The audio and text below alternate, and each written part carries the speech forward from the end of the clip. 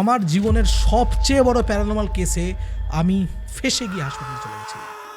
সাংঘাতিক কেস ছিল একটা, মানে আমার জীবনে ওটা বলতে পারো যে প্রায় মরার থেকে হয়তো 1-2 ইঞ্চি বাকি পড়েছে। তো আমি বললাম কি এখানে কি সমস্যা আছে, ঠিক আছে? তখন আমাকে আমার বন্ধুরা বলল ওপরে দেখ। এই আমি উপরে দেখলাম, যেটা দেখলাম সেটা দেখে মানে আমি কি এক্সপ্রেশন দেবো আমি সেটা বুঝতে পারলাম না। বললে বিশ্বাস করবেন না শান্তদীপ, ঠিক আমার পায়ের তলাতে ধুপ করে পুরো মাটিটা এরকম করে লাফ দিয়ে উঠলো, হালকা ধুপ করে এরকম, মানে কি মনে হলো যে কেউ যেন হাতুড়ি দিয়ে না পুরো যে মেজের ভেতর থেকে মেজের ওপর দিকে বাং করে মারল। চোখটা খুলে একটা অদ্ভুত জিনিস দেখে আমি এরকম করে দুপা পিছিয়ে গেলাম ফট করে। প্রথমে ভালো যে ভুল দেখছি কিনা, আমি দেখলাম সামনে যে পুকুরটা আছে, পুকুরের ঠিক মাঝখানে একটা শ্যাডো ফিগার দাঁড়িয়ে আছে, ঠিক পুকুরের মাঝখানে। ঠিক ওই মোমেন্টে আমার ঠিক এই কানের পিছনে এই জায়গায় কেউ একজন দাঁড়িয়ে, একজন মহিলা, সে আমাকে বলল চলে যা।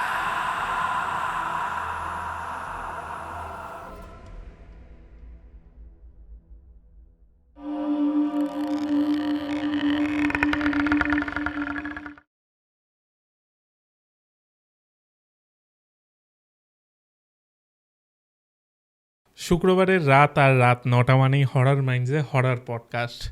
বছরের শেষ প্রান্তে আমরা আবারও পেলাম পারিজাতকে। পারিজাত, কেমন আছো? যেরকম মহাকাল রেখেছেন, তুমি কেমন আছো? আমি তো খুবই ভালো আছি। মিডিলে আমাদের একটা শ্যুট হয়েছিল, বাট ওটা কিছু কারণে আমরা ছাড়তে পারিনি। ওটা হয়তো ভবিষ্যতে আবার আমরা শ্যুট করব। বাট আজকে তুমি বছরের শেষ প্রান্তে এই আর্জেন্ট আমরা ডাকলাম তোমায়, আর তুমি চলে এলে, তার জন্য অসংখ্য ধন্যবাদ। আর দ্বিতীয়ত তোমার ফার্স্ট আমাদের সাথে যে পডকাস্টটা হরার মাইন্ডসে, তাতে তো খুবই ভালো রেসপন্স পেয়েছি। প্লাস সবথেকে মানুষের ভালো লেগেছিল যে তুমি যে প্রমাণটা দিয়েছিলে, সেটা খুব ভালো লেগেছিল। আজকেও তোমার কাছে প্রমাণ আছে, আজকেও তোমার কাছে যে ঘটনাটা এনেছো সেটাই প্রমাণ আছে।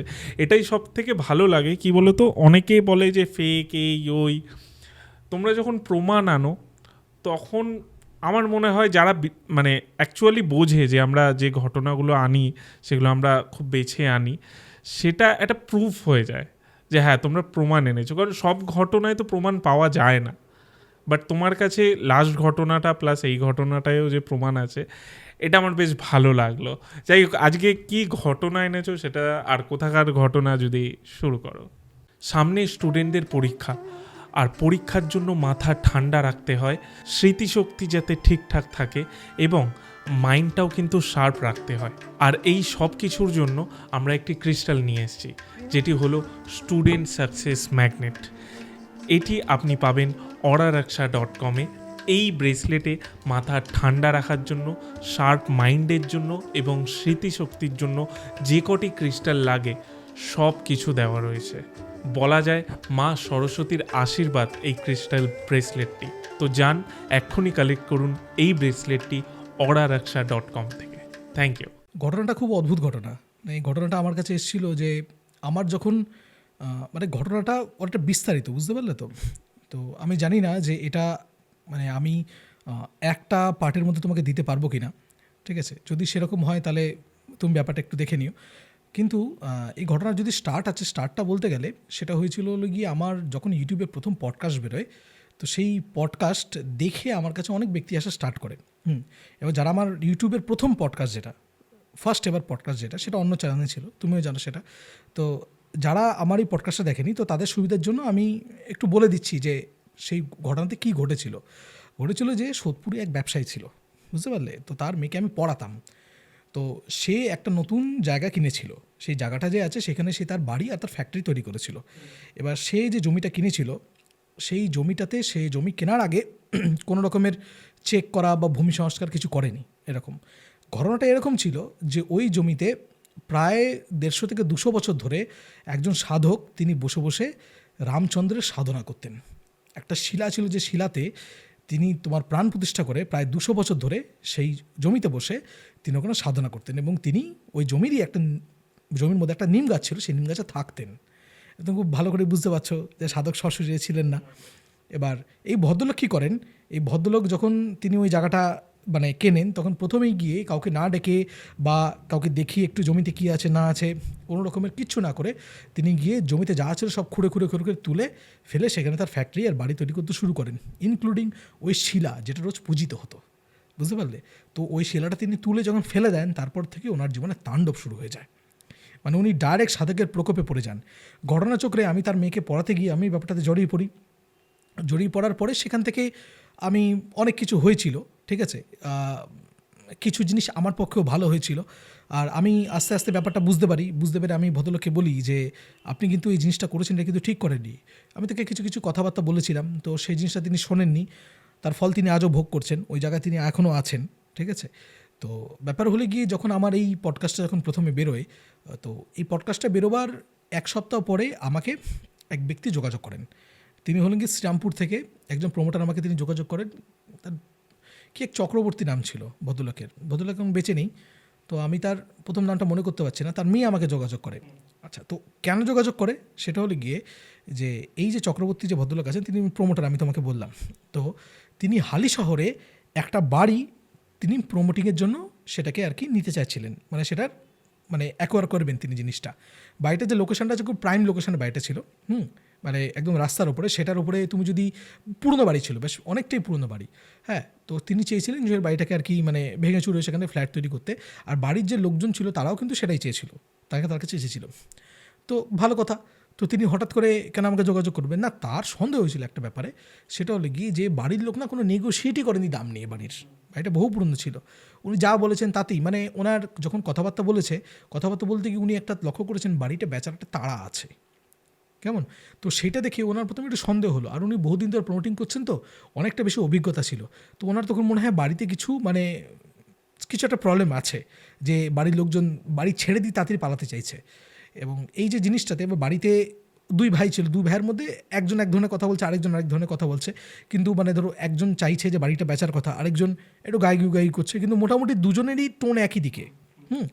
তো মানে বাড়ির যে বর্তমান মালিক তারা হলে কি দুই ভাই, ঠিক আছে, দুই ভাই, তারা ওইখানেই আর কি থাকে, অবিবাহিত। এবার যখন ক্লায়েন্টের দিক থেকে উনি এই ধরনের কথাবার্তা পেলেন তখন ওনার একটু সন্দেহ হলো, জিনিসটা অস্বাভাবিক আছে। তিনি খোঁজ লাগালেন, তো খোঁজ লাগিয়ে তিনি স্থানীয় লোকজনদের কাছে কিচ্ছুই জানতে পারলেন না, ঠিক আছে। তখন তিনি ভাবলেন কী ব্যাপার, কিন্তু তিনি হঠাৎ করে এরকম করে মানে উনি প্রথমে যাননি ডাইরেক্টলি, হ্যাঁ। তার কারণ ওই যে বললাম না যে ওনার অনেক এক্সপিরিয়েন্স আছে জিনিসগুলোতে, তো ওনার মনে হয়েছিল যে কিছু একটা ব্যাপার আছে। তো এই যে খোঁজ লাগিয়ে প্রথমে তিনি কিছুই জানতে পারেননি। তো পরবর্তীকালে হঠাৎ করে তার কাছে একটা খবর আসে যে ওনার আগে দুজন প্রমোটার ওই বাড়ি থেকে প্রমোটিং করার চেষ্টা করেছিল। একবার গেছিলো প্রমোটার, মানে দুজন আলাদা প্রমোটার গেছিলেন, তারপরে তারা কোনোদিন যাননি।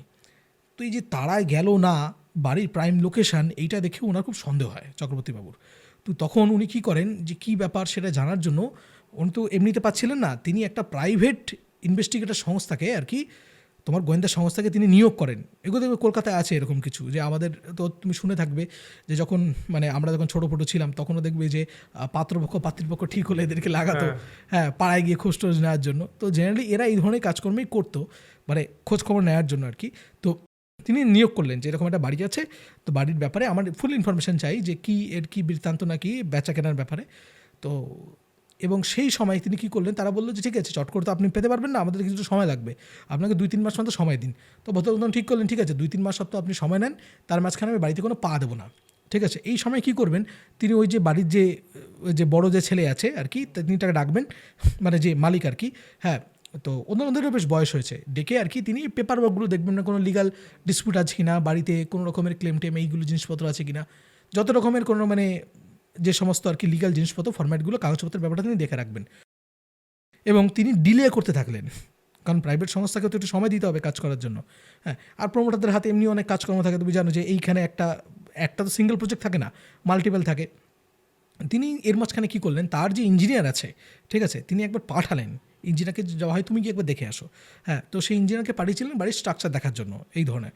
তো সেই ইঞ্জিনিয়ার ওখানে দেখে টেকে গিয়ে এরকম টাইপের মানে দেখলেন, তিনি সব কিছু দেখে এসে বললেন যে এরকম বহু পুরনো বাড়ি, বেশ একটা মানে থাকে না যে কিছু দেখবে তোমাদের ওইদিকেও এরকম বাড়ি আছে, যে ভিত খুব চড়া, অনেকগুলো সদর দরজা, খিলান গম্বুজ টাইপের, এরকম বহু পুরনো জমিদার বাড়ি টাইপের। তো তখন সে এসে পুরো বললো যে বাড়ির এই প্ল্যান আছে, এই জিনিসপত্র, বাড়ি এত কাঠাপাটা আছে, এই যা কিছু তিনি রিকনেসেন্স করতে যেগুলো পাঠিয়েছিলেন, রেকি করতে যেগুলো, তো তো তিনি নিয়ে চলে যখন ওইভাবে এসছেন তখন সেটা নিয়ে উনি একটা জায়গা পেয়ে গেলেন যে বাড়ির কী পজিশন আছে, কীরকম আছে, সেই বাড়িঘর নিয়ে উনি একটু কথাবার্তা বলবেন, এরকমভাবে উনি ডিলে করতে শুরু করলেন যতক্ষণ রিপোর্ট আসছে। তো মাস তিনেক পর রিপোর্ট এলো। রিপোর্টে প্রথম যে জিনিসটা ধরা পড়লো সেটা হলো গিয়ে যে গোয়েন্দা সংস্থা থেকে কল করে বললো যে দুজন প্রমোটার যে আছে তাদের মধ্যে একজন আর আরেকজন হলো কি কোমাতে, ঠিক আছে। এবং দুজনেরই এই কেসটা কীভাবে হয়েছিল, তারা হলো কি বাড়িটা দেখে ফেরার পথে তোমার হলো কি রাস্তায় তার অ্যাক্সিডেন্ট হয়েছিল, গাড়ি অ্যাক্সিডেন্ট হয়েছিল। এবার দেখো এটা কাকতালীয় হতেই পারে, হ্যাঁ, যে দুজনের সাথে এক জিনিস হয়েছে, এটার সাথে যে কোনো রকমের কোনো অ্যাঙ্গেল থাকবে সেসব কিছু না, হ্যাঁ। এবার তখন ওই যে সংস্থা আছে, সংস্থা কিন্তু আশেপাশেও মানে ঘুরে ঘুরে 3 মাস ধরে বিভিন্ন রকম রেকি করেছিল, কোনো পাশের বাড়ি অথবা কোনো জায়গা থেকে কোনো রকমের রিপোর্ট কিন্তু কিছু পায়নি বাড়িটার ব্যাপারে। শুধু ওই যে ইঞ্জিনিয়ার যে ছিল সেই ইঞ্জিনিয়ার আর কি যখন গেছিলো, সে আর কি সামনে একটা চায়ের দোকানে যখন খেতে যাচ্ছিলো তখন চা খাওয়ার সময়, চা সিগারেট খাওয়ার সময় সে হট করে শুনেছিল যে এই বাড়িতে মানে যে লোকজন আছে তারা আর কি মানে 3-3বার বাইরে থেকে পূজারি এনেছিলেন এই বাড়িতে কিছু একটা পুজো করার জন্য, ঠিক আছে। কিন্তু সেটা কেউ জানে না, মানে ওদের যা ব্যাপার থাকতো না মানে বন্ধ করে রাখতো আর কি। আর বাড়ির একটা ব্যাপার ছিল সেটা হলে গিয়ে যে বাড়ির ভিতরে কিছু হলে বাইরের লোকজন খুব একটা বেশি জানতে পারতো না, ওরা এরকম ধামাচাপা দিয়ে রাখতো।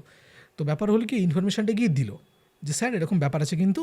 তো তখন উনি কী করলেন যে তখন এই দুটো ইনফরমেশান নিয়ে ওই যে পুজো আর্চা হয়েছে এই জিনিসপত্র এবং তারপরে যে দুজন যে মারা গেছে উনি মানে কাকতালীয় ব্যাপারভাবে নিলেন না, উনি ওটাকে একটা 2-2-4 করার চেষ্টা করলেন।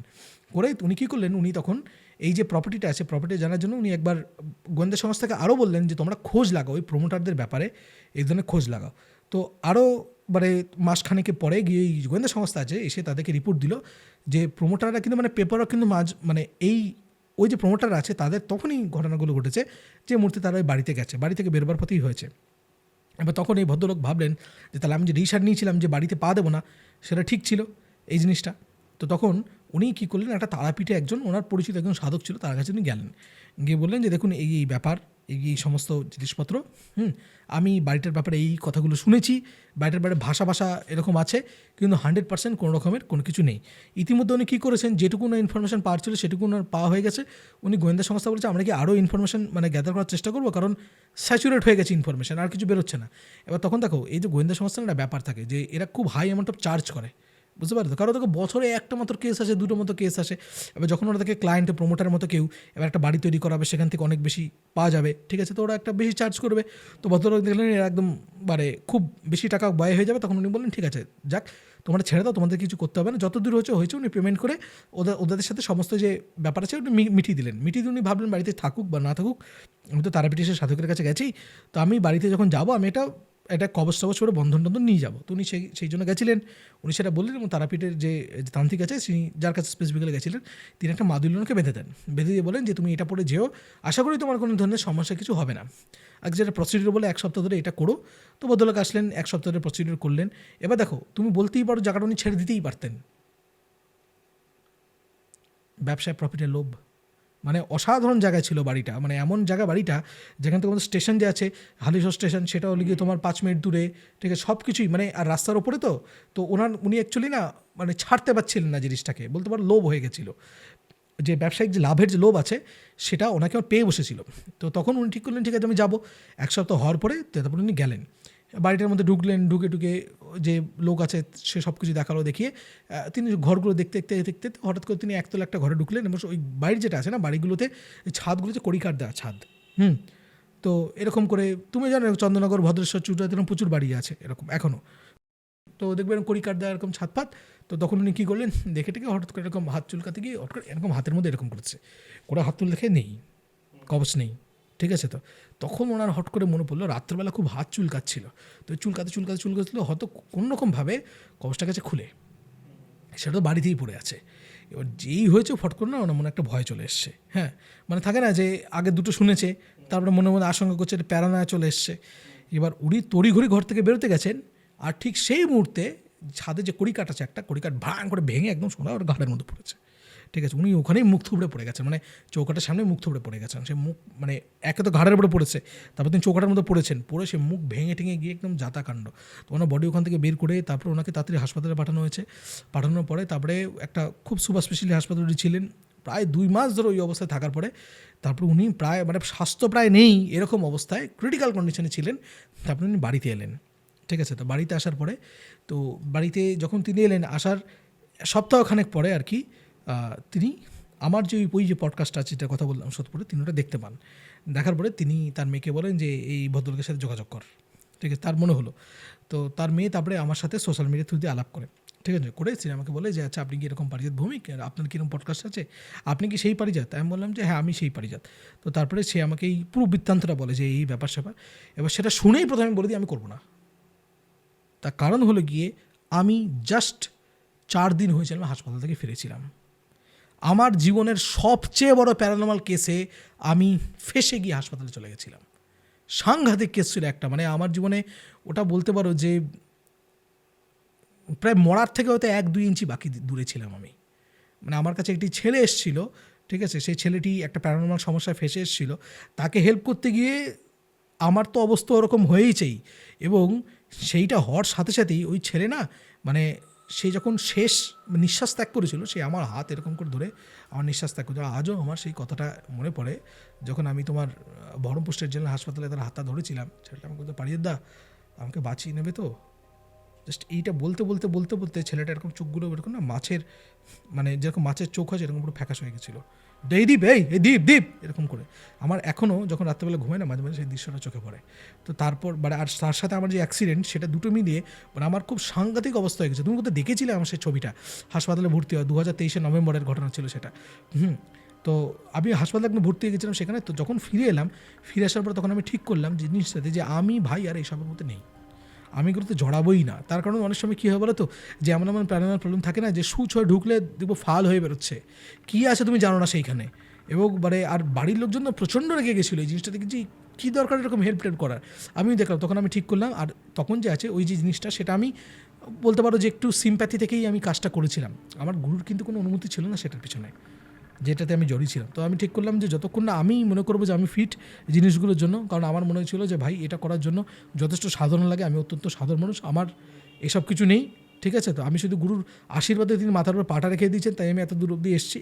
হ্যাঁ, তো গুরুর অনুমতি ছাড়া যতদিন আমার মনে হবে যে আমার কোনো রকমের ব্যাপার আছে বা ক্যাপাবিলিটি আছে, আমি কিন্তু এইসব জিনিসের মধ্যে জড়াবো না। আমি ডাইরেক্ট না করে দিলাম ওকে, আমি বললাম আমি কিন্তু তোমার কেস করবো না ভাই, তুমি তখন আমি আমাকে অনেক করে বোঝালো হ্যান ত্যান এই জিনিসপত্র আপনি করুন টরুন। ভদ্রলোক খুব কষ্ট করে আমার সাথে ভিডিও কলে কথা হতে বলে। আমি বলে দিলাম যে কাকু আমাকে ক্ষমা করবেন, আমার পক্ষে এটা করা সম্ভব না। ওরা ফোন রেখে দিল এবং খুব অসন্তোষ নিয়েই ফোনটা রেখেছিল। তার ঠিক 1 সপ্তাহ পরে আমাকে মেয়েটি কল করে প্রথমে খুব বাজে, অনেক আজে বাজে কথাবার্তা বললো। তার কারণ ওর বাবা মারা গেছিলো 2 দিন আগে হার্ট ফেল করে, ঠিক আছে। তো সেটার সাথে এটার কোনো যোগ আছে কিনা আমি জানি না, কিন্তু ওই মেয়েটার মনে হয়েছিল যেহেতু আমি হেল্প করিনি, আমি হেল্প করলে তোর বাবা বেঁচে থাকতো। সে আমাকে বললো আপনাদের খুব অ্যাটিটিউড হয়ে গেছে, আপনারা 2-3 রকম ইউটিউবে এসে পডকাস্ট থেকে বিরাট একটা কিছু হয়ে যান হ্যান ত্যান। আমি তখন বুঝলাম যে আমাকে কিছু বললাম না, কারণ ও সবে বাবা হারিয়েছে, ঠিক আছে। ওর মনে হয়েছে যে মানে আমি যদি হেল্প করতাম তাহলে হয়তো বাবা মারা যেত না। আমি একটা লাইন ওকে বললাম না, আমি চুপ করে সব শুনলাম। এটা অনেক কিছু বলে টলে কিছু বলছেন না কেন, আমি চুপ করে তোর ফোন কেটে দিয়েছে। তো এই ঘটনাটা আমি তাৎক্ষণিকভাবে আমার খারাপ লেগেছিল। তো কী করব সেটাতে চুপ করে গেছিলাম। তো 2024-এর তোমার শুরুর দিকে আমার এক বন্ধুর বাবা মারা যায়, ঠিক আছে, কল্যাণীতে। তো আমি তার যে শ্রাদ্ধ আছে সেই শ্রাদ্ধে গেছিলাম, শ্রাদ্ধ শান্তি হয়ে গেছে, সেই কাজকর্ম হয়ে গেছে। তারপরে একটা কাজ থাকে না শ্রাদ্ধের পরে একটা কাজ, সেই সময় আমরা ওখানে ছিলাম। ওর খুব দরকার ছিল, সেটা বন্ধুটি আমার কলেজের বন্ধু, বুঝতে পারলে তো। তো আমরা সবাই ওখানে ছিলাম। তো কথায় আমি এই কথাটা বলে ফেলেছিলাম যে এরকম একটা প্রোমোটার এসেছিল হ্যান ত্যান। তো তখন সে আমাকে বলে যে হেভি ঘটনা তো, ঠিক আছে। তখন আমাকে তোকে এক জায়গায় যাবি, আমার মামার সাথে আলাপ করে তোর হেভি লাগবে, ঠিক আছে। মামার সাথে তখন বললো যে এই তুই আমাকে এইগুলো বললি, তারপর মামা ঠিক এইরকমই অনেক কিছু জানে, তো চল তোর সাথে আমি মামার আলাপ করাবো, ঠিক আছে। তো অনেক কিছু জানতে পারতে হেভি লাগবে তো আলাপ টালাপ করে। ঠিক আছে চল, ঠিক আছে। তো কল্যাণী থেকে আমরা স্কুটি করে বেরোলাম। বেরিয়ে সে ওগুলি দিয়ে কোথায় গেল আমি সেটা জানি না। তো সে হলে গিয়ে কোন জায়গায় সে গেল সেটা আমি কিন্তু টের পাইনি। তো তারপরে আমরা গেলাম মানে মামাবাড়িতে গেলাম, ঠিক আছে। তো মামাবাড়িতে এবার মামাবাড়ির যে বলছি যে মামাবাড়িটা হলে গিয়ে মেন রাস্তার ওপরেই, কিন্তু মেন রাস্তা থেকে একটা গলি ঢুকে গেছে, ঠিক আছে, মানে চড়া গলি ঢুকে গেছে। তার শেষের বাড়িটা হলো মামাবাড়ি, বুঝতে পেরেছো। এবার গলিটা গিয়ে এরকম এল শেপের গলিটা, মানে ঢুকে গিয়ে এরকম বেঁকেছে। এই বাঘ যে আছে, বাঘের সামনে মামাবাড়ি, তার থেকে একটু সামনে দূরে গেলে একটা পুকুর আছে, বুঝতে পারলে তো। এবার সেই যে বাড়িটা যে বলছি মামাবাড়িতে গেলাম, সেই দারুণ বাড়িটা একদম, মানে সেই পুরো নামের বাড়ি না, আমার খুব ভালো লাগে। এটা একটা ব্যাপার আছে, সেই মোটা তোমার থাম দেওয়া ব্যাপার। সে তারপরে হলে গিয়ে গাঁথনি খুব চড়া। বাড়িটা 3-4টা সদ্য দরজা ছিল। তো তো সদর দরজা পেরিয়ে টেরিয়ে বলে বাপরে বাপ কী ব্যাপার কী এখানে, তখন বলে হ্যাঁ এটা বহু পুরনো বাড়ি, হ্যাঁ আমরা অ্যাকোয়ার করেছিলাম এটা, ঠিক আছে, এটা কিনেছিল তখন মায়ের কাছ থেকে শুনছি অ্যাকোয়ার করেছিল, মানে ওই যে বাড়ি আছে ওই বাড়িতে অ্যাকচুয়ালি ওর মানে 3টে প্রাণী থাকে, ওর বড় মামা, ওর ছোটো মামা, ওর মাসি, ঠিক আছে, মাসির বিয়ে হয়নি, বড় মামার বিয়ে হয়নি, ছোটো মামার বিয়ে হয়নি।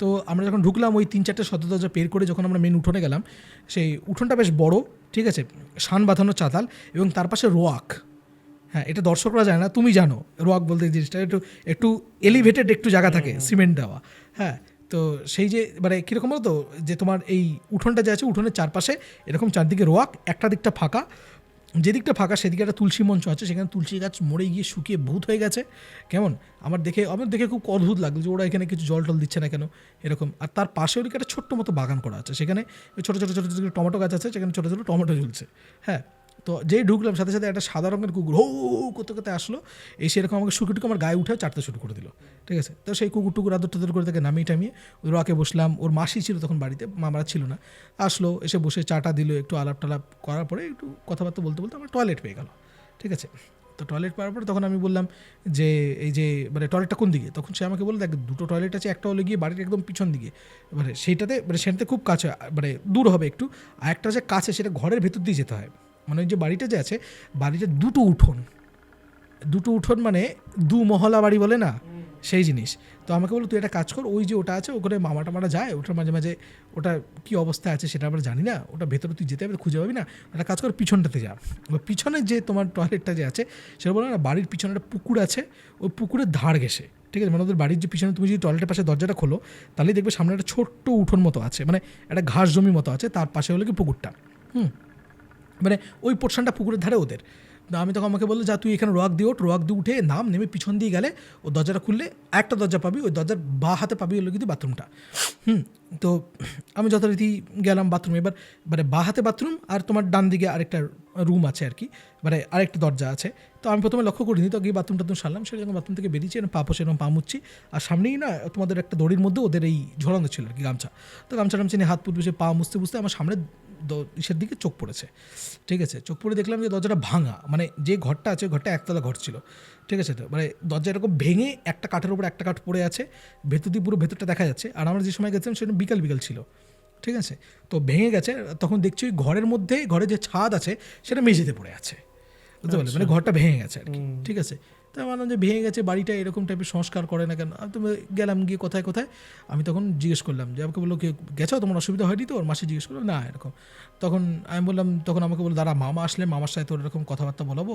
ঠিক আছে, এবার তখন দেখছি কি আমার কথাবার্তা বলতে তখন আমি জিজ্ঞেস করলাম আচ্ছা তোদের ওখানে দেখলাম যে এটা এরকম মানে তো সাপকোপও থাকতে পারে ওই জায়গাটাতে যেরকম ভাঙা টাইপের, ভাঙা কেন ওটা তোরা ঠিক করিস নি এরকম, তো তখন সে বন্ধুটা একবার না মাসির দিকে তাকাচ্ছে, মাসি ভাবছে কিছু বুঝতে পারছে না, মাসি বলল হ্যাঁ ওটা ছাদ ভেঙে গেছিলো আমরা তবে ঠিক করিনি, ঠিক আছে, তখন আমি বললাম যে ওটা ভাঙলো কী করে, তো তখন সে বন্ধুটা আমাকে একটু আমতা করে বললো আরে ওই ঘরে তো চক্রবর্তীর ঘাড়ে কড়িকাঠটা ভেঙে পড়েছিল, ঠিক আছে, আমি শুনে না আমি প্রথমে বুঝতে পারিনি কেসটা কী হলো, তখন আমি বললাম মানে আমি হঠাৎ করে বললাম তুই আমাকে এখানে কেন এনেছিস, তখন আমাকে দেখ ভাই একটু আমাদের খুব বিপদে পড়েছি একটু করে দে ভাই, মানে আমি জানি না কাদের কাছে যাব, অনেকের কাছে গেছি কিছু হচ্ছে না, এরকম তুই বললি এই জিনিসটা তাই না, তুই তো জানিস পুরো ব্যাপারটা, তোকে তো নিয়ে এলাম ভাই একটু করে দে ভাই এরকম টাইপের, তো আমি বললাম না আমি কোথাও এইসব যদি শুরুতে জানতাম আমি কি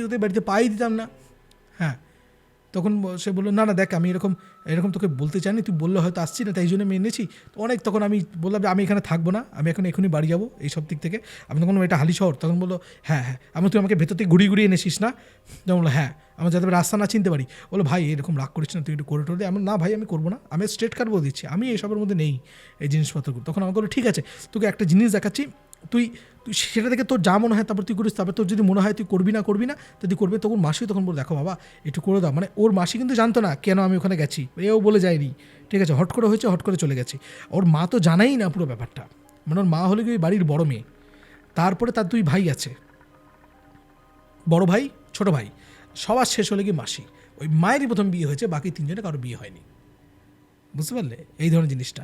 আর ওদের ছোটো মামা আছে, ওই ছোটো মামার হলে কি গার্ডেনটা, ওই ছোটো মামা হলে গিয়ে ওই একটা সুজি টাইপের আছে, উনি বাজার থেকে টমেটো কেনেন না, কারণ একবার নাকি টমেটো কিনতে গিয়ে তারপর একটু পোকা বেরিয়েছিল, তারপর থেকে ঘরের মধ্যে উনি টমেটো চাষ করেন আর কি, ঠিক আছে, সেখান থেকে নিয়ে খান, অদ্ভুত ব্যাপার। তো আমাকে তখন ওরা বললো যে তুমি তখন ওই মাসি আমাকে বললো বাবা তুমি একটা, এবার ওদের যে বয়স বলছি সবারই কিন্তু প্রায় 45-46 বছরের উপরে বেশি বয়স, ঠিক আছে, বাবা দেখ একটু তুমি দেখো এই জিনিসটা, যদি মানে আমি তো তুমি আসো আমাদের সাথে আসো, তখন বলে আয় তুই আমাদের সাথে আয়, তোর যদি তোকে একটা জিনিস দেখাও, তারপরে যদি তোর মনে হয় যে তুই হেল্প টেল্প করতে চাস না, ঠিক আছে, তো তাহলে তুই তোর যেটা মনে হয় তুই সেটা করিস, আমরা তোকে আটকাবো না, ঠিক আছে। তো যথারীতি রোয়াগ দিয়ে উঠে ওরা ওই যে রোয়াগ বেয়ে না একটু সামনে দিয়ে গেলো। আচ্ছা এখানে একটা কথা বলি, যে বাড়িতে যখন ঢুকেছিলাম না, বাড়িতে ঢুকে যে তুমি দেখবে যে এই পুরনো যে মন্দিরগুলো থাকে না, মন্দিরগুলো তো দেখবে থাকে যে তুমি সদর দরজায় ঢুকলে তো পাশে দেখবে দুটো বসার জায়গা থাকে, তারপরে একটা দরজা থাকে, তারপরে মেন উঠোনটা থাকে, হ্যাঁ। তো আমি দেখছি ওইখানে সমস্ত পুরনো ভাঙা চেয়ার টেয়ার এই সমস্ত জড়ো করে রাখা আছে, ঠিক আছে, তারপরে কি ভাঙা কমোড ভাঙা সেটা লিখে দিয়েছে লোকে, আমি জানি না কেন, ঠিক আছে, সাইকেল ভাঙা, তারপরে তক্তপোষ ভাঙা, এইগুলো টাইপের দেখে আমার খুব বিরক্ত হয়েছিল। আমি জিজ্ঞেসও করেছিলাম যে এগুলো কে, বললো আমার বাবার এরকম বাতিক ছিল, আমার বাবা এরকম ভাঙা জিনিস ঘরের মধ্যে জড়ো করে রাখতো, বললো শুনতো না, আমার ছোটদার একই বাতিক হয়েছে, ছোটদা ভাঙা জিনিস ঘরের বাইরে বের করতে চায় না, ঠিক আছে। আমি বললাম এই তো ভালো লক্ষণ না জিনিসপত্রগুলো। এই কথাবার্তা বলতে বলতে ঘরের মধ্যে দেখুন একটা সুন্দর ঘরের মধ্যে ঢুকলো, ওই ঘরটা বাকি অন্য ঘরেরগুলোর মধ্যে ছিল না, ঠিক আছে। তখন ওই ঘরটা হলে গিয়ে এমন একটা ঘর, যে ঘরটা হলে গিয়ে তোমার মানে দেখে বোঝা যাচ্ছে যে মানে রিফার্বিশ একটা ঘর আর কি, একদম ফাঁকা ঘরটা, ঝকঝকে ফাঁকা, এবং ঘরটার মধ্যে পা দিয়ে বুঝলাম যে ঘরটা সব চুনকাম করা হয়েছে বা কিছু একটা করা হয়েছে বেশ অনেকদিন আগে, কিন্তু ঘরে কেউ থাকে না, বুঝতে পারলে। যে ঘরে দেখবেন নতুন কাজকর্ম হয়েছে, তারপরে যদি কেউ ঘরে না থাকে তাহলে সে ঘরে একটা গন্ধ থাকে স্পেসিফিক্যালি, ঠিক আছে, নতুন নতুন গন্ধ থাকে। তো আমি বললাম কি এখানে কি সমস্যা আছে, ঠিক আছে। তখন আমাকে আমার বন্ধুরা বললো ওপরে দেখ। এই আমি উপরে দেখলাম, যেটা দেখলাম সেটা দেখে মানে আমি যে কী এক্সপ্রেশন দেবো আমি সেটা বুঝতে পারলাম না। আমি বলবো না কি দেখলাম, আমি সেই ছবিটা তোমাকে দিয়ে দেবো, তুমি এই জায়গাতে ছবিটা দর্শকদেরকে দেখিও ভিডিওতে অ্যাটাচ করে, এটা আমি বলবো না। তো আমি দেখলাম, তখন আমি ওটা দেখে না, আমি তখন তাকিয়ে আছি, তখন আমি বলছি যে মানে এটা কি, তখন করে তুই যা বুঝিস তাই। এটা কবে থেকে, বলে এই ঘরটা যবে থেকে ওই ছাদটা তৈরি করছি তবে থেকে। এমন ছাদটা তৈরি করেছি মানে, তখন আমার ছাদটা দেখলাম, কারণ ছাদে না তোমার হলে কড়ি কাঠ ছিল না, এরকম যে নর্মাল ছাদ সেরকম টাইপের, মানে ছাদটা ওরা পরে ছবিটা আমাকে একবার পাঠিয়েও ছিলে, যেদিন তুলেছিলে সেদিনই পাঠিয়েছিলে রাত্রিবেলা। তো সেটা ছাদটা আমি দেখলাম, ঠিক আছে, সাদা ছাদ ছিল, তুমিও দেখেছো। হ্যাঁ হ্যাঁ হ্যাঁ, এবার মনে পড়লো আমার। হ্যাঁ হ্যাঁ জিনিসটা তো ব্যাপার হলে গিয়ে সাদা বলে যাই হোক, হ্যাঁ কন্টিনিউ। তো ব্যাপার হলে গিয়ে যে সেইখানে মানে ছাদটা যে ছাদে কড়ি কাঠ ছিল না, মানে এরকম যে ছাদ আছে সেরকম ছাদ, ঠিক আছে। তো তখন আমি ওকে বললাম যে এটা কি, মানে বললো যে হ্যাঁ আমাদের যে ছাদটা পরে তৈরি করা হয়েছে, হ্যাঁ, তো এইটা ভেঙে যাওয়ার পর থেকে এটা এই ছাদটা ভেঙে গেছিলো, হ্যাঁ, তো পরে তৈরি করা হয়েছে, তো তারপর থেকে এই ঘরে আমরা কেউ থাকতে পারি না।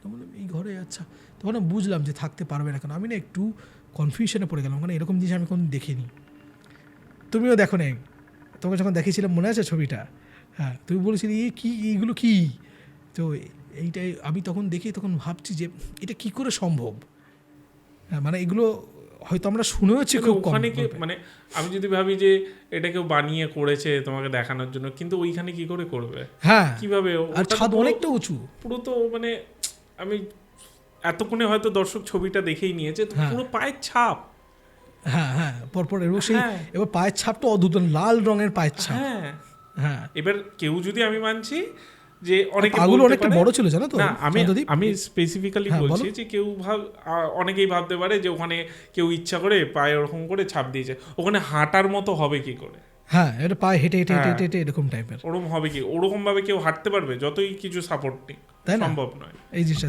সেটাই যখন আমি ওকেই তখন বললাম এইগুলো কতদিন ধরে হচ্ছে এই জিনিসপত্রগুলো, তখন ওকে বললো যে এই তো, বললো কবে তৈরি করেছিস ছাদটা, তখন বললো এই তো বছর খানেক মতো হবে, সেটাতে এমন আমি এর আগে সমস্যা ছিল না, বললো হ্যাঁ সমস্যা ছিল, বলতে বলতে ঠাং করে একটা আওয়াজ হলো, মানে রান্নাঘর থেকে বাসনপত্র পড়ার আওয়াজ, ফটাং করে আওয়াজ হলো, আর কুকুরটা ক্যাঁ ক্যাঁ ক্যাঁ ক্যাঁ করে দৌড় মারতে মারতে সদর দরজা দিয়ে বেরিয়ে দৌড়ে পুরো বাড়ির বাইরে বেরিয়ে চলে গেল। ঠিক আছে, এবার আমরা বলে কী পড়লো না পড়লো, মাসি বলে ওই শুরু হলো এরকম টাইপ। কী হয়েছে, সে দৌড়ে দৌড়ে দৌড়ে যখন যাচ্ছি রান্নাঘর থেকে, রান্নাঘরটা কীরকম বলো তো, আমরা যে ঘরে এসেছি, যেখান থেকে উঠেছি ওখানে রান্নাঘরটা ছিল, সিঁড়ি দিয়ে উঠে রান্নাঘর, তার পাশ দিয়ে আমরা হেঁটে হেঁটে হেঁটে শেষ ঘরটাতে এসেছি। ঠিক আছে, যে ঘরটাতে আমরা জিনিসটা দেখলাম। এবার আমরা দৌড়ে যাচ্ছি রোয়াকের দিকে, এবার ঠিক ওর মাসি গিয়ে রান্নাঘরের দরজার সামনে দাঁড়িয়েছে, আর একটা অ্যালুমিনিয়ামের হাড়ি এসে ঠাস করে এরকম গালের মধ্যে লাগলো, মাসি রোয়াক থেকে ধপাস করে একদম মাটিতে পড়ে গেল।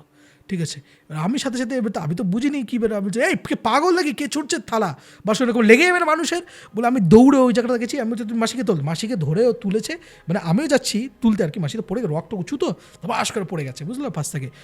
এবার আমি ওখানে জাস্ট ওখানে পা দিয়েছি, মানে আমি পিছন দিকে তাকাইনি মাসিকে ধরবো বলে, আমার পিঠের পিছনে হলে গিয়ে তোমারই সেটা ওই মানে দরজাটা, যে আমি পা দিয়েছি আমি হঠাৎ করে আমি আর চোখে মানে গ্লাসে দেখতে পেলাম যে একটা স্টিলের গ্লাস সোজা আমার দিকে আসছে, মানে লাভ দিয়ে সরেছি, পাটা এরকম গ্লাসটা ঠাস করে আমার পায়ের তলায় লেগে, মানে যেখানে পাটা ছিল লাভ দিয়ে উঠেছি আমি, ঠাং করে লেগে বেরিয়ে চলে গেল। আমি সাথে সাথে না মুখ দিয়ে একটা খুব সুন্দর কিছুর একটা বাচ্চা বেরিয়ে গেছিলো আমার, ফট করে পিছন দিকে তাকিয়ে ওখানে দাঁড়িয়ে পড়েছি, ফাঁকা রান্নাঘরটা। মানে আমি মানে হট করে আমি এক্সপেক্ট করেছিলাম কিছু একটা, দেখে হট করে কী হলো ব্যাপারটা। এবার ও তো তাতে দেবে, এই তোল তোল তোল তোল তোল, আমি বলছি কী হলো ব্যাপারটা বলো, পরে ভাববি তুই আগে তোল। তারপরে গিয়ে ওর মাসিকে তুলেছি, মাসিকে তুলে ওখান দিয়ে নিয়ে এসেছি। এবার নিয়ে এসে আমি ওই দরজার সামনে মানে বুঝতে পারলাম না কী হলো জিনিসটা, বললে বুঝতে পারছি না বলে তো তোকে বলা হয়েছে, বুঝতে পারলে কি তোকে ডাকতাম। এই যখন বলেছে, ও যখন আমাকে বলছে, ও তখন সিঁড়ি থেকে উঠেছে, এরকম দাঁড়িয়ে আছে ওখানে ঠিক রান্না করে একটু পাশে, আর একটা স্টিলের থালা এসে ঠাং করে লাগলো এরকম, ওরে বাপরে বাপ বলে এরকম লাফিয়ে আমার দিকে চলে, আমি তান মেরে ওকে সামনে সরিয়ে দিলাম। হ্যাঁ সরি, আমি বললাম যে কী ব্যাপার কী এরকম টাইপের। তারপরে দিকে একটা ঘটি পিতলে টাং করে সে পড়ছে, যে সে পড়া শুরুগুলো সাথে সাথে আমি কালভৈরব অষ্টকম করে স্টার্ট করে দিলাম। ঠিক আছে, তো যে কালভৈরব অষ্টকম আস্তে আস্তে যখন করতে যখন মানে চলছে যখন জিনিসটা, ধীরে ধীরে ধীরে ধীরে থালা বাসন ছাড়া বন্ধ হয়ে গেল। ঠিক আছে, তো বন্ধ হয়ে গেল, তখন দেখি মাসির তো এরকম মুখ ফুলে গেছে এরকম টাইপের, ও সেখানে জল টল দিচ্ছে এরকম। তো এবার আমি যে দাঁড়িয়ে আছি ওই জায়গাটাতে, আমি কালভৈরব অষ্টকম যে তোমার শেষ করছি, শেষ করে মাসিকে জল টল দিতে বলছি, জল ও দিচ্ছে, আমি সেরকম বলছি আপনার লাগেনি তো, বা এরকম আমি কি তোর লেগেছে এরকম টাইপের। তো আমি একবার কি উঁকি মেরে দেখলাম রান্নাঘরের ভিতরে ভয় প্রথমে যে কিছু আছে কি না, তখন একবার উঁকি মেরে দেখলাম কিছু নেই টাইপের। কিন্তু আমি যখন হট করে রান্নাঘর থেকে যখন পা বাড়াচ্ছি, যেখানে মাসি বসে আছে রোয়াকের ওপরে ওই দিকটার দিকে, হঠাৎ করে না শান্তদীপ একটা স্পেসিফিক টাইপ অফ ভয় পেলাম আমি। আচ্ছা, একটা ভয় আছে দেখবে যে খুব খারাপ কিছু হতে চলেছে, এই ভয়টা অন্যরকম নয়, যে খুব বাজে কিছু হবে, ভূত প্রেত বা এইসবের ভয় না কিন্তু। হ্যাঁ, আমার বাড়িতে যা যা হয়েছিল তুমি শর্টে জানো, তারপরে ভূত প্রেত এই দানব ফানবের উপরে আমার ভয় অনেকদিন আগেই কেটে চলে গেছিলো জিনিসপত্র, আমি যে জীবনে যা যা দেখেছি। তো আমার মনে ছিল খুব খারাপ কিছু হবে, এবং আমার হট করে মনে হচ্ছিল যে খুব বিপদ আসতে চলেছে। আর তোমার যে এই যে হাত আছে না, মানে আমার যে চামড়া আছে, চামড়ার তলায় মনে হচ্ছিল ভয়টা কীরকম হয় যখন কেউ যেন প্রচুর সূচ ফোটাচ্ছে, আর কেউ যেন একটা ঠান্ডা ম্যাট্রেস রেখে দিয়েছে চামড়ার তলায়। মানে তুমি ভাবতো আকু পাংচার করা যে পাপোশগুলো থাকে না, ওরকম খুব ঠান্ডা পাপোশ যদি কেউ তোমার চামড়ার ভেতর দিক থেকে ঢোকে চাপ মারে, ও যেরকম লাগবে সেরকমটা, সারা গায়ে কাটা ফুটছে এরকম না, সারা গায়ে লোম এরকম করে যেরকম বিড়ালে দাঁড়িয়ে পড়ে সেরকম দাঁড়িয়ে পড়েছে। এবার এই যে থ্রু ঘটনা দিয়ে না পুরো ব্যাপারে কুকুরটা যে বাইরে বেরিয়ে চলে গেছিলো, ও ক্রমাগত ডেকে চালছে, যবে থেকে থালা বাসন সব আও আও আও ঘরের বাইরে থেকে ডেকে যাচ্ছে, দরজার বাইরে থেকে, মানে বাড়ি থেকে বাইরে বেরিয়ে চলে গেছে। ঠিক আছে, দরজাটা খোলা তো, আমরা বন্ধ করে আসিনি, দৌড় মেরে বেরিয়ে চলে গেছে সেখান দিয়ে, হাও করে চিৎকার করে যাচ্ছে। এবার আমার তো এরকম গায়ের মধ্যে কাটা দিয়ে উঠেছে, আমি না বুঝতে পারছি না যে এরকম কেন ফিল হচ্ছে হট করে। বললে বিশ্বাস করবো না শান্তদীপ, ঠিক আমার পায়ের তলাতে ধূপ করে পুরো মাটিটা এরকম করে লাফ দিয়ে উঠলো, হালকা ধূপ করে এরকম, মানে কি মনে হলো যেটা কেউ যেন হাতুড়ি দিয়ে না পুরো যে মেজের ভেতর থেকে মেজের ওপর দিকে বাম করে মারলো এরকম ধূপ করে এরকম করে। আমি চমকে উঠেছি, ওর মাসি হট করে দাঁড়িয়ে পড়েছে, বলছে ওর বুকে বলছে দেখেছিস তো। হ্যাঁ, আমি বোঝার আগে হঠাৎ করে আবার কিছুক্ষণ পরে ধূপ করে একটা ওরকম উঠলো, ধুম করে এরকম হচ্ছে, মানে ওই পুরো মাটির ভেতর থেকে না মনে হচ্ছে দুর্মুষ পেটা করছে, জানো তো, দুরুম দুরুম করে এরকম, মানে তোমার 30-40 সেকেন্ড পরপর এরকম করে মারছে।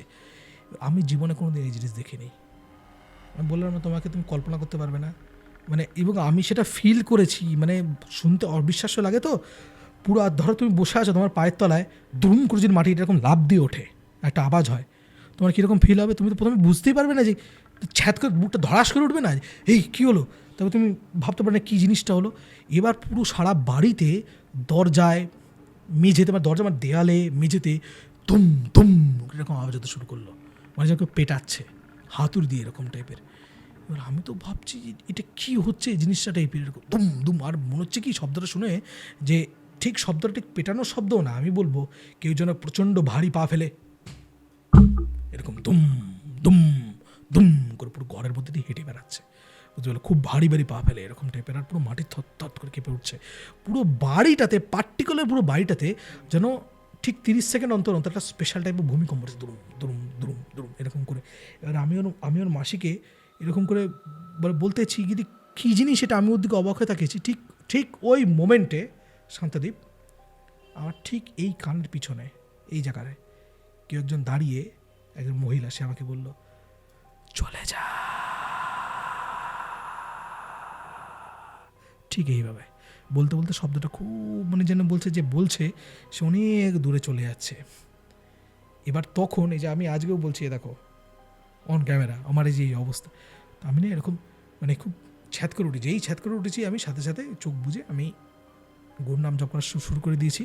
শুরু করে বুকের মাঝখানে কল্পনা করতে শুরু করলাম যে একটা নীল পদ্ম আছে। আস্তে আস্তে যখন কল্পনা করলাম সেই পদ্ম ধীরে ধীরে ফুটলো, এরকম করে ধীরে ধীরে পদ্ম ফুটে উঠলো। তার মাঝখানে দেখলাম একটা জ্যোতির্ময় পুরুষ বসে আছেন, গুরু মহারাজ, ঠিক আছে। বুকের ভেতরে এরকম আলো হয়ে উঠলো, চোখ বন্ধ করে ফিল করছি, ও আওয়াজ হয়ে যাচ্ছে তখন দুম দুম করে এরকম টাইপের। তো তখন গুরু মহারাজ আমাকে ইশারাতে এরকম ডান হাতে তুলে বললেন কর। এইভাবে কোনোদিন পারমিশন আমি পাইনি আগে, যেমন বললেন কর এই জিনিসটা। তো তখন আমি সাথে সাথে ওকে বললাম বাড়ির ভেতরে না, সব বাড়ির বাইরে এখনই। মাসি বললো আমার তো এখন কাজ আছে, আমি তো যেতে পারবো না। আমি বললাম তুই চল বাড়ির বাইরে চল। কুকুর তো তখন ডেকে যাও করে ডেকে যাচ্ছে। আমি তখন ওখানে বেরোলাম, বেরিয়ে সাথে সাথে বেরিয়ে দেখলাম ওকে তো কুকুরটার বকলেসটা ধরে এরকম করে, কী হচ্ছে বাবা, তুমি কী হয়েছে গো, তুমি এরকম কেন করছো? সে কুই কুই কুই করে থামতেই চায় না, তো ধীরে ধীরে ধীরে কর করছে বাড়ির দিকে তাকিয়ে। হ্যাঁ, এবার আমি বাড়ির বাইরে বেরিয়ে আসার পরে, ঠিক আছে, হঠাৎ করে কীরকম জানি বাড়িটার দিকে আমার তাকিয়ে কীরকম একটা জানি মনে হলো যে মানে ভেতরে এক ধরনের পরিবেশ, বাইরে এক ধরনের পরিবেশ, অদ্ভুত ধরনের। তো আমি তখন তোমার এই যে যে বন্ধুটা আছে, বন্ধুটাকে বললাম সত্যি কুকুরটা আমার হাতে দিতে, মানে কুকুরটা তখন ঠান্ডা হয়েছে, বেশ মিনিট 10 হয়ে গেছে, তো কুকুরটা আমার হাতে দে। কুকুরটাকে ধরেছি আমি, ধরে তখন আমি বললাম তুই একটা কাজ কর, তুই বাড়ির ভেতরে যা তো, ঠিক আছে তো, বাড়ির ভেতরে যা। আচ্ছা ঠিক আছে। বললাম তো বাড়ির ভেতরে গিয়ে দেখ তো ধূপ আওয়াজ হচ্ছে কিনা, কুকুর তো করে যাচ্ছে, গেছে গিয়ে চট করে এসে বলছে হ্যাঁ রে হচ্ছে তো এরকম টাইপের, বলে কাঁপছে মাটিটা। তাহলে মাটি কাঁপছে তো, ভাবছি যে কী ব্যাপার, কিন্তু আমার তখন অন্য জিনিস মাথায় চলছে, ঠিক আছে। কী চলছে সেটা বোঝার জন্য আমি কী করলাম, আমি ওকে বললাম তুই এখান থেকে দাঁড়িয়ে মাসিকে কল কর। মাসি ঠিক আছে এখন? বলছে হ্যাঁ। মাসি দাঁড়িয়ে পড়ছে, মাসি কল কর। হ্যাঁ, কল করে কী বলবো, এমন যে থালাটা বা আর যে ঘটিটা বাইরে এসেছিলো ওটা নিয়ে উঠোনে দাঁড়িয়ে এরকম করে বাড়ি মারতে বল, আর দরজাটা আবজে দে, ঠিক আছে, এরকম টাস টাস করে বাড়ি মারতে বল, যাতে আওয়াজ হয়, ঠং ঠং করে আওয়াজ হয়। তখন বললো যে কি কেন? আমি বলতো কর না রে বাবা, এত প্রশ্ন করিস কেন তুই? ও তো বলে আচ্ছা ঠিক আছে। তো কল করে মাসি তুমি এরকম করো তো, ঠিক আছে। 10 মিনিট পরে মাসি কল করলো, কল করে বললো হ্যাঁ তো এবার কী করবো? তো ও বললো কোথায় আমরা শুনলাম না তো কিছু, ঠিক আছে, তুমি করেছো? বলে হ্যাঁ করলাম তো। তো আরেকবার করো তো। আমি বললাম আরেকবার করতে বলো, আরেকবার করো তো, ঠিক আছে। বলে দাঁড়া, বলে ফোনটা রেখে দিই, মানে ফোন যে আছে আমরা ফোনও শুনতে পাই, ঠাং ঠুং করে আওয়াজ হচ্ছে, তো বাড়ির বাইরে দাঁড়িয়ে আমরা কিছু শুনতে পাচ্ছি না, ঠিক আছে। হ্যাঁ, তখন ও বললো ঠিক আছে আমরা রেখে দিতে বলো, রেখে দিল। আমি বললো তুই করতে বললি কেন? আমি তখন বাড়িটার দিকে তাকিয়ে যেটা সন্দেহ হচ্ছিল সেটা ভাবলাম, ভেবে চোখ বুঝে আবার গুরু মহারাজকে স্মরণ করলাম। তো তিনি আঙুল নেড়ে বলে দিলেন ইয়েস, মাথা নেড়ে বলে দিলেন ঠিক। তখন আমি ছেলেটাকে বললাম তো একটা জিনিস মনে করে থাকতো, তোর বাড়িতে ভেতরে যা কিছু আওয়াজপত্র হয় সেটা কি বাইরে কেউ কখনো জানতে পারে, মানে কেউ কখনো শুনতে পারে কি জিনিসপত্রগুলো? তখন বললো আমি তো এটা জানি না। আমরা তোর এখন কি মনে হচ্ছে? বলছে হ্যাঁ, মানে বাড়ির বাইরের আওয়াজ জানিস তো ভেতরে আসে, কিন্তু সাধারণত বাড়ির ভেতরগুলো চিৎকার চেঁচামেচি ঝামেলা এগুলো হলে না, মানে ভেতর আওয়াজ খুব একটা সেরকম বাইরে আসে না। তখন আমি বললাম তোর বাড়িটা বেঁধে দেওয়া আছে। আচ্ছা, বলে বেঁধে দেওয়া আছে মানে? আমি বললাম এমনভাবে বেঁধে দেওয়া আছে, মানে কেউ বেঁধে দিয়েছে যে শব্দ বাইরে আসবে না। তো বলে এরকম হয়? আমি তাই তো দেখছি। ওইটাই আমার সন্দেহ হয়েছিল, যেটা আমি জিজ্ঞেস করলাম গুরু মহারাজকে, তিনি মাথা নিয়ে সায় দিয়ে দিলেন যে হ্যাঁ কাজটা এরকম। তো আমি এর আগে কোনো দিন এই শব্দবন্ধন ব্যাপারটাকে কোনো দিন দেখিনি। হ্যাঁ, তো তুমি যদি কখনো চাও আমি তোমাকে নিজে নিয়ে গিয়ে বাড়িটা দেখাবো, কিন্তু এখানে আমি বলতে পারছি না জিনিসটা। তো অদ্ভুত বাড়ি। তো আমি তখন বললাম যে ব্যাপারটা যে এরকম মানে শব্দবন্ধন আছে। তো আমি তখন বললাম যে ও তখন তাহলে তাহলে কী করবো এখন, কী উপায়? আমি বললাম কোথাও বসার জায়গা আছে কোথাও? তখন বললো যে হ্যাঁ এই তো আমাদের পুকুর পাড় আছে। এখন তোদের বাড়ির ভেতর দিয়ে পুকুর পাড়টা, বাইরে থেকে পুকুরের কাছে যাওয়ার বলছে হ্যাঁ এরকম আছে, ওই সামনে ঘাট আছে, পাবলিক ঘাট, বেশ বাঁধানো ঘাট ছিল। সেখানে গেলাম, গিয়ে আমি বসলাম, ও কুকুরটাকে নিয়ে বসলো, কুকুরটা ততক্ষণে শান্ত হয়েছে। এবার আমি এমনভাবে বসলাম, ঠিক আছে, এবার আমি ঘাটে বসেছি, তো ঠিক যেখানে দেখবি ঘাটে আমরা কই বসি, আমরা কি খুব ওপরে বসি জেনারেলি না, মাঝামাঝি জায়গায় বসি, অথবা কি যেখানে জলটা থাকে তার উপরে সিঁড়িটাতে বসি, ঠিক আছে। তো আমি সেভাবে বসেছি, বসে আমি এরকম করে চোখ বুজে আমি ভাবছি গুরু মহারাজের কথা, যে কী ব্যাপার কী, মানে আমি তো কিছু বুঝতে পারছি না জিনিসপত্র।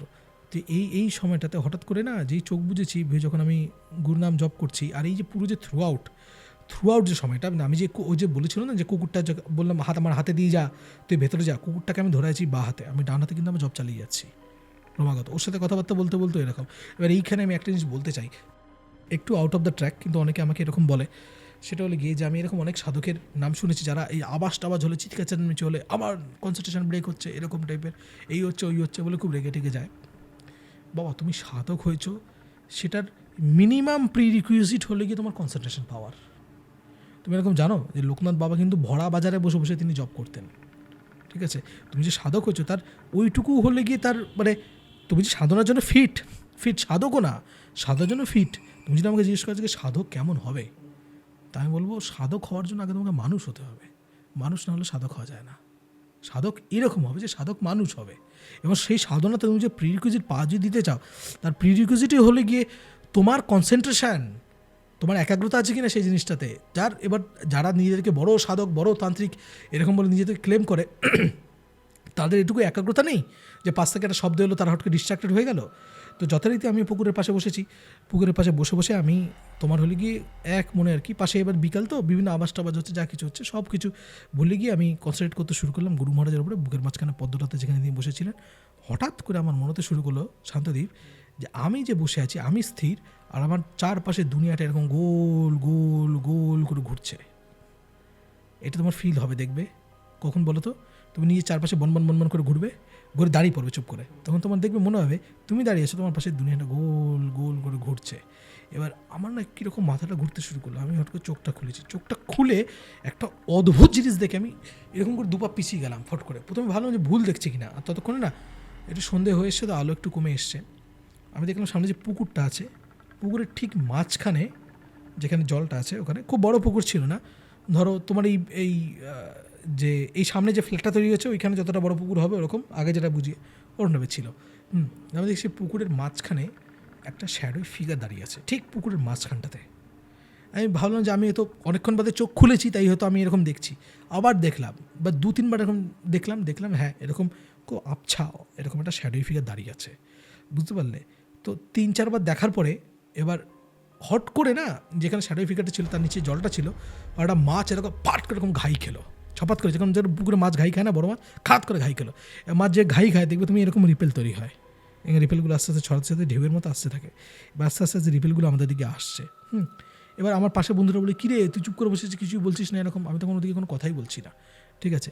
রিপেলটা ধীরে ধীরে ধীরে ধীরে ধীরে ধীরে আসছে, সেই রিপেলটা ঠিক আমার যে ঘাটটা আছে, মানে আমি যে পাটা দিয়েছি, যে সিঁড়িটাতে, তার নিচে জল, তো তার নিচের যে সিঁড়িটা সেটা জলে ডোবা, সেখানে হালকা করে এরকম ধাক্কা লেগে ঢেউয়ের মতো আমার পায়ে পড়তে শুরু করলো। ঢেউটা একটু অস্বাভাবিক ঢেউ, পুকুরে একটা মাছ ঘাই খেতে পারে, তাতে এরকম গঙ্গার ঘাটের মতো ঢেউ নিশ্চয়ই তৈরি হবে না, যেরকম ঢেউটা কিন্তু ওরকম ছিল, ছলাৎ করে পড়ছে।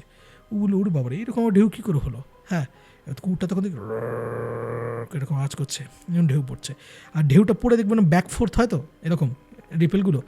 তো আমি না অদ্ভুতভাবে সেই দেখতে তাকিয়ে আছি, এরকম ঢেউটা পায়ের মধ্যে পড়ছে, ছট করে আবার পিছিয়ে যাচ্ছে, আবার ছট করে পিছিয়ে, একবারে তো রিপিল আসবে, রিপিল 3-4 বার আসবে কি, ছট করে পড়ছে পিছিয়ে যাচ্ছে, ছট করে পড়ছে পিছিয়ে যাচ্ছে, ওই যে পিছিয়ে যাচ্ছে ওই জায়গাটাতে আমি ওই জলের মধ্যে একটা রিফ্লেকশন দেখতে পেলাম। মানে ধরো তুমি জলের মধ্যে তাকিয়ে থাকলে তুমি তোমাকে দেখতে পাবে, তো সেরকম না, মানে আমি একটু আগে রিফ্লেকশন দেখলাম, যেহেতু ঢেউগুলো আসছে, মানে ঢেউগুলো কীরকম বলো তো, তুমি দেখবে যে অনেক প্রোডাকশন হাউস আছে স্টার্টিংয়ে কিছু ওই ছবিগুলো পাট পাট পাট পাট পাট পাট সরতে সিনেমার মতো দেখায় না, ওরকম চলচ্চিত্র যেটাকে বলে, ওরকম এক একটা ঢেউতে আমি দেখতে পাচ্ছি যে এক সাদা থান পড়া মহিলা, খুব অস্পষ্ট, এবার সেই যে সিনটা আমি দেখছি সেটা হলো গিয়ে ওই যে ওর ঘরটা বাড়িটা, ওই বাড়িটার উঠোনটা, এক সাদা থান পরা মহিলা, সে ধীরে ধীরে ধীরে ধীরে তুলসী মঞ্চের দিকে এগিয়ে আসছে, ঠিক আছে, হাতের মধ্যে কিছু একটা লাল কিছু একটা জিনিস, একটা কাপড় টাইপের, খুব খুব স্পষ্ট তো নয়, এসে সেরকম বারবার এরকম 3-4বার ঢেউটা এসে পায়ের মধ্যে লাগতে শুরু করলো ছটছট করে। তার মধ্যে দেখছি আমি যতবার এই ঢেউটা এসে পিছিয়ে যাচ্ছে, সে দেখছি সে মহিলা ওই তুলসী মঞ্চের মধ্যে কেউ একটা পুঁতছে, জিনিসটা হাতের মধ্যে যেটা ছিল তুলসী মঞ্চের মধ্যে কিছু একটা পুঁতছে। যেই পুচ্ছে আমি ওটা দেখছি, এরকম করে ঝুঁকে পড়ে দেখতে গেছি, হঠাৎ করে দু চোখের মাঝখানে গুরু মহারাজ এরকম অবয়ব ফুটে উঠলো। তিনি আমাকে বললেন এক্ষুনি ওটা এখান থেকে, এই সাথে এরকম করবো, ওট, কথা তো বলেন ওট, এরকম করে। এবার আর কেন বলছেন কী বলছেন আমার জানার দরকার নেই, বলেছেন, আমি লাফ দিয়ে উঠেছি, যেই উঠেছি 2 পা পিছিয়েছি, অমনি বন্ধুরা বলো ওরে বাপ রে বাপ, এরকম করে বললো, উঠ, এরকম করে স্টার্ট করে দিল এই জিনিসটা। তখন আমি ওই জিনিসটা দেখলাম, যে সিঁড়িটা জলের তার ডুবেছিল, সে সিঁড়ি দিয়ে জলের তার ভেতরে সর করে একটা সাপ সরে যাচ্ছে, কালো মোটা এরকম তার বডিটা। মানে আমি তাকিয়ে আছি, আমি কিন্তু দেখিনি, ঠিক আছে, সর করে সরে গেল সাপটা। মানে ওই সিঁড়ি দিয়ে এরকম পাস করছিল, বুঝতে পারলে, দেখবে জলের তল দিয়ে সাপ পাস করলে যেরকম দেখায়। আর ওই বিকেলবেলার যে একটুখানি যে আছে না, আর ঢেউর ওপর দিয়ে আসছিলো বলে দেখা যাচ্ছিল না, ওখানে এরকম মানে চকচক করছিল আঁশটা, একটু চট করে গিয়ে এরকম লেজটা দেখলাম গিয়ে পুকুরের যে সবুজ জল আছে একটু গভীরে, জল গভীরে গিয়ে মিলিয়ে গেল জিনিসটা। ওটা করে চিৎকার করছে, আমি তখন তোকে থামা।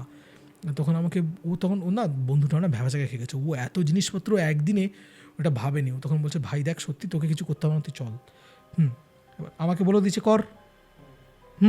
তো তখন আমি বললাম এত চাপ নিস না, ঠিক আছে দেখছি কী জিনিস করা যায় এরকম। তার আগে আমার বাড়ির ব্যাপারে ইনফরমেশান লাগবে, জিনিসপত্রগুলো, ঠিক আছে। আমি তুই একটা কাজ করে ইনফরমেশন কে দিতে পারো, বলে মামা সব জানে, বড় মামা সব জানে, মাও সব জানে, কিন্তু সেটা মায়ের সাথে কথাবার্তা বলা সম্ভব না।